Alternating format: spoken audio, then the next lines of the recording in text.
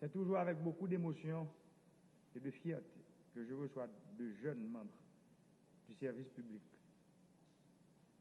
de jeunes cadres de la chancellerie qui vont intégrer nos missions diplomatiques et consulaires. En juillet de l'année dernière, j'avais accueilli en ce même lieu, et pour le même motif, 24 jeunes cadres dynamiques et impatients de représenter dignement leur pays à l'extérieur. Aujourd'hui encore, c'est avec autant de plaisir que je reçois cette nouvelle cohorte de jeunes venant de milieux modestes qui vont intégrer sur la base d'une sélection impartiale ce corps si prestigieux qu'est la diplomatie.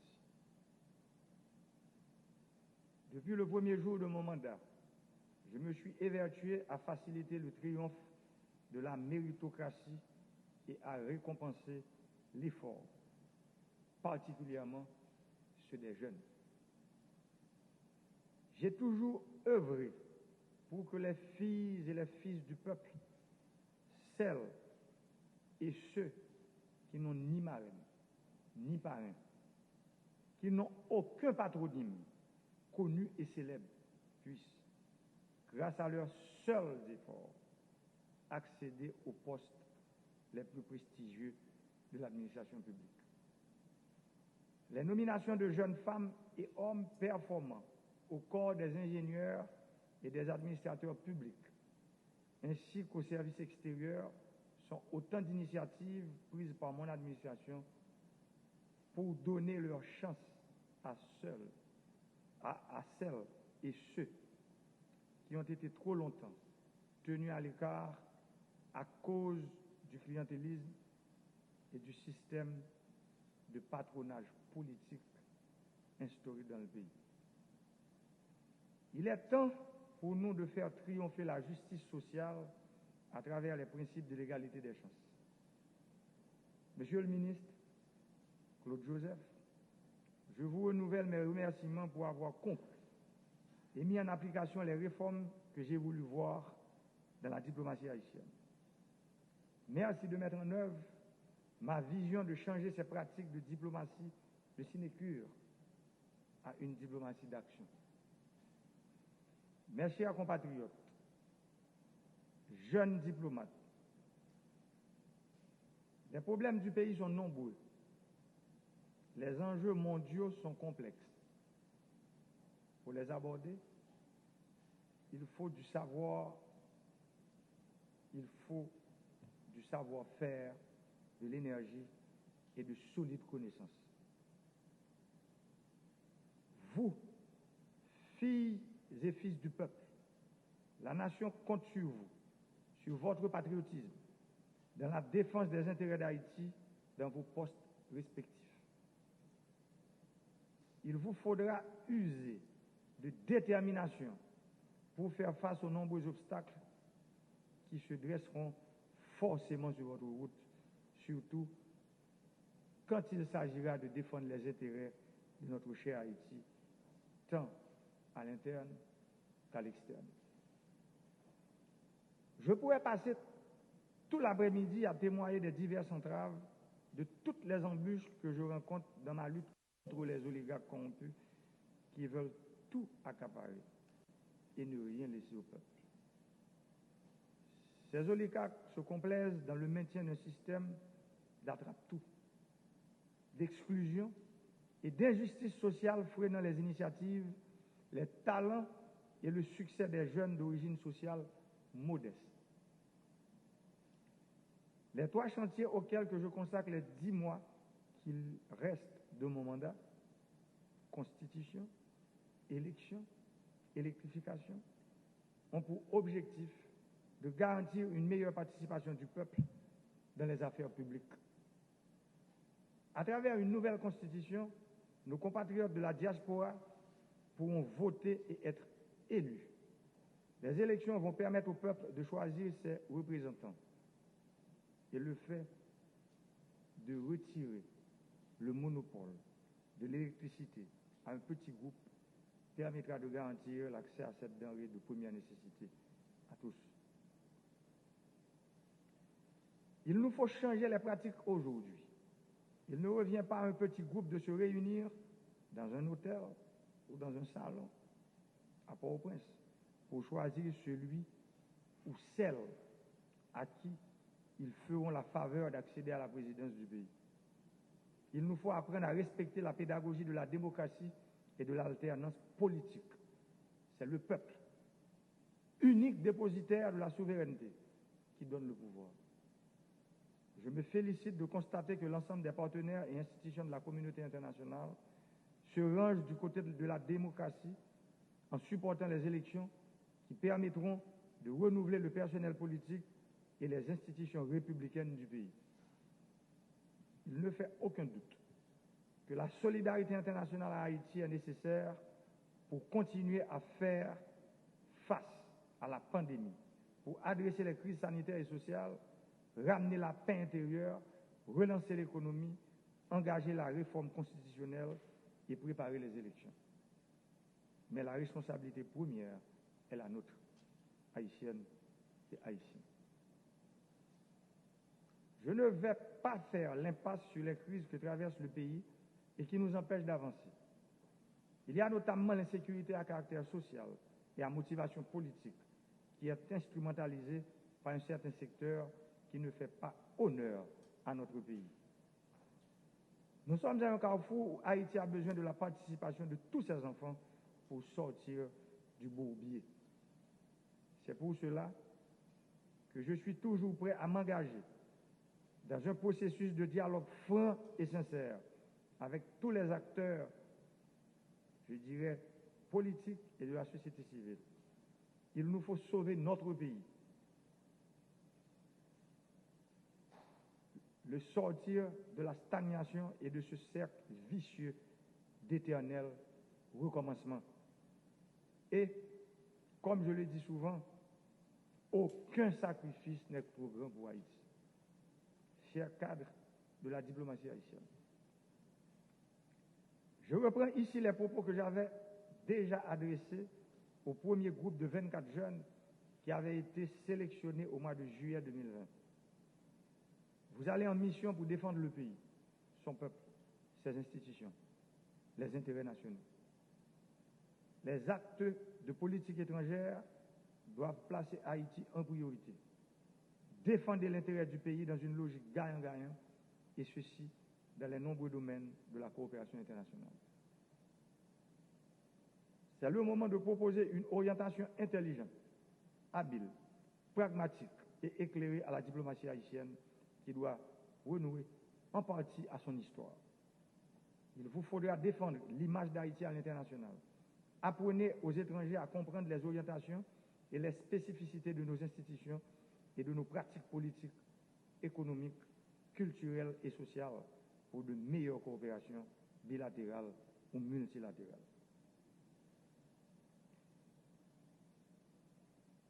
Haïtiens et Haïtiennes qui attendent dans 4 pays.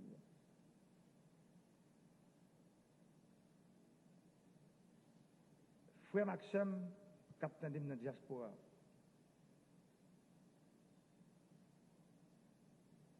Jeunes garçons avec jeunes filles qui pourraient aller partir quitter le pays pour aller représenter Haïti dans le pays étranger. Puis, gros volonté que je gagne depuis que je suis dans tête de l'État, c'est engager le pays à sous route modernité, combattre la corruption sous toute forme, faire une bonne réforme qui va permettre le pays à prendre route croissance économique dans bon genre et stabilité politique et sociale. Expérience que je fais pendant 4 années permet de comprendre un bagage.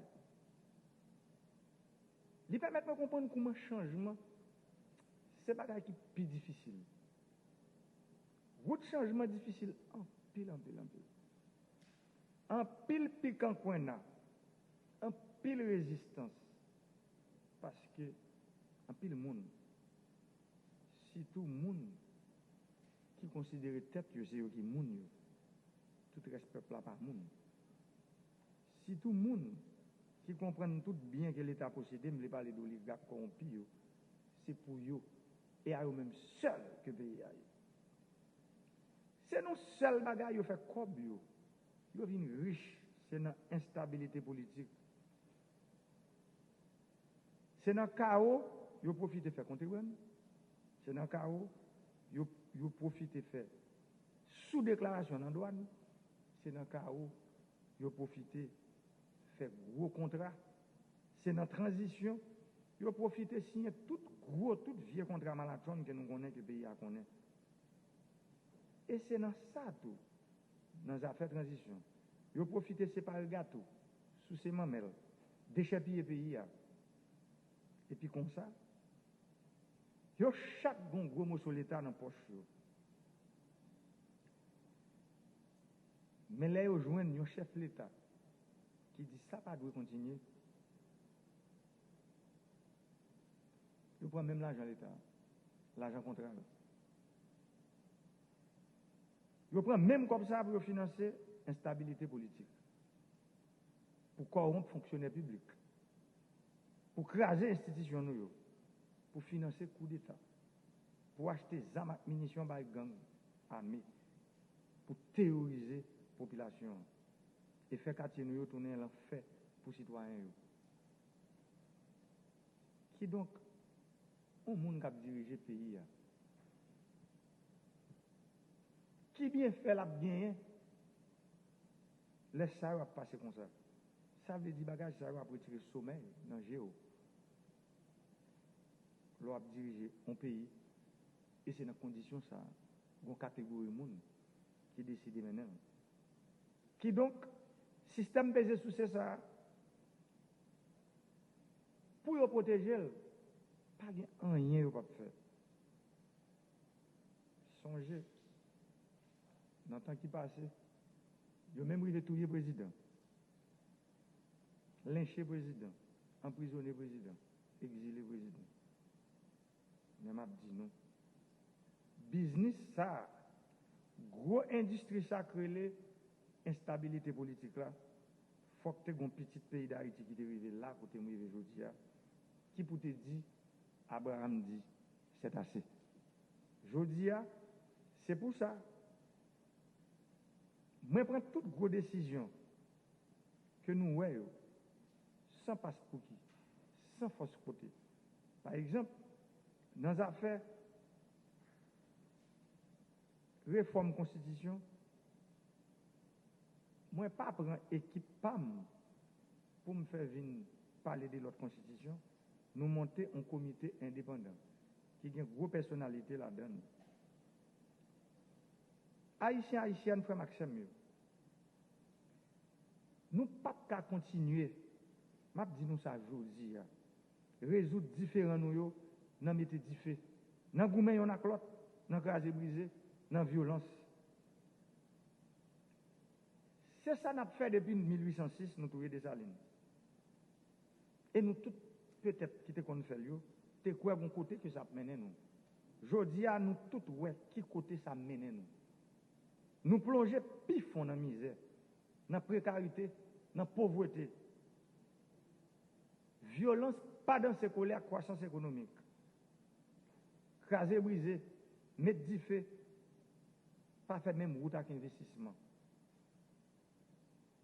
Bagage ça, il pas faire même route tout à création de richesse, à emploi.